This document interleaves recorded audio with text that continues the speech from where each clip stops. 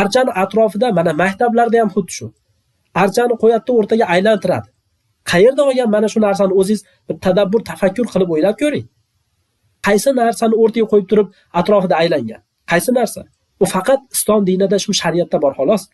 Boshqa narsada yo'q bu narsa. O'zi aslida bu narsani ham o'ylanib ko'rsangiz, bu mantig'i nima bu narsani? Nimaga aynan Alloh taolo Ka'bani atrofida aylanishimizga buyurdi? Nima uchun?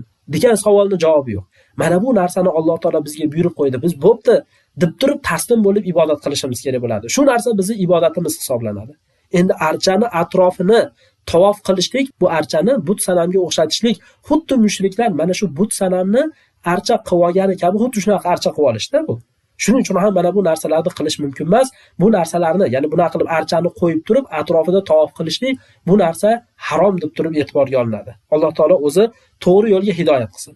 To'g'ri yo'lga hidoyat qilishni ham biz ibodatlarimizda so'raymiz, qiziq joyi. Lekin nimaga duolarimiz qabul bo'lmayapti? Qayerda so'raymiz mana? Har kuni so'raymiz. Namozxon odamlarga tegishli qilib gapiryapman-da.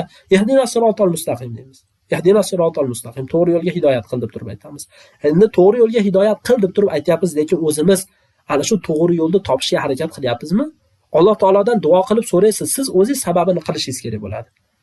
Mana to'g'ri yo'lda hidoyat qilib so'rab turib, lekin to'g'ri yo'lda hidoyat qilib so'rash bilan birgalikda siz o'zingiz Alloh taolo qaytarib qo'ygan narsalardan o'zingizni tiymaydigan, o'zingizni saqlamaydigan bo'lsangiz.